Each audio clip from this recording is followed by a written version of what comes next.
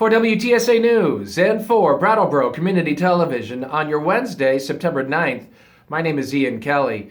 These are some of the stories we're following at this hour. 3 more positive tests for COVID-19 in Vermont on Tuesday for a current Vermont statewide total of 1,654 with 58 deaths. Windham County remains at 123 cases and 3 deaths. 21 new positive test results for COVID-19 in New Hampshire on Tuesday for a current New Hampshire statewide total of 7,494 and 433 deaths. Cheshire County had 2 new positive tests for a total of 140 with 3 deaths. 168 new confirmed COVID-19 cases in Massachusetts on Tuesday. That brings the current statewide total in Massachusetts to 121,214. There were 8 new deaths in Massachusetts on Tuesday for a current total of 8,933. Franklin County, Mass. Remains at 396 positive tests and 66 deaths. Vermont State Police say the cause of Monday's fire in Guilford has been declared as undetermined. The Vermont Department of Public Safety Fire and Explosion Unit was asked to conduct an origin and cause investigation by Guilford Fire Department Fire Chief Jared Bristol.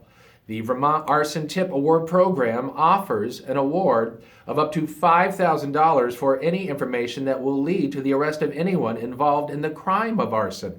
You may provide this information by calling the Vermont Arson Tip Award Program hotline at 1-800-322-7766 or by contacting Detective Sergeant Stephen Otis of the Vermont State Police at the Westminster Barracks at 802-722-4600. New Hampshire Governor Chris Sununu wins the Republican primary. He'll face Democratic State Senator Darren Felts in the November election. U.S. Senator Jeanne Shaheen will face Republican Corky Messner in the general election. 2nd District Congresswoman Ann Kuster will be challenged by Republican Steve Negron in November's election, while 1st District Congressman Chris Pappas will be opposed by former Trump official Matt Mowers. Now that Congress is back in session, Senator Patrick Leahy says it's time for another COVID-19 relief bill. Leahy says he stands ready to negotiate, but Leahy's upset by the take-it-or-leave-it plan offered by Senate Republican leaders.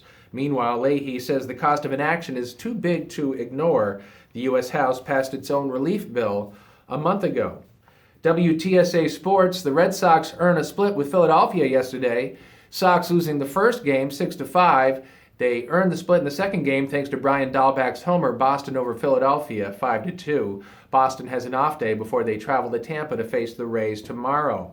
The Yankees struggling. They lose for their 5th time in a row, their 15th time in 20 games. Yankees lose to Toronto last night 2-1. Those 2 teams play again this evening. First pitch, it's at 6:35. And the Celtics look to close out the Toronto Raptors this evening in the bubble in Orlando. Boston leads that series 3-2. Raptors and the Celtics tip off this evening at 6:40. For WTSA News and for Brattleboro Community Television on this Wednesday, September 9th, my name is Ian Kelly.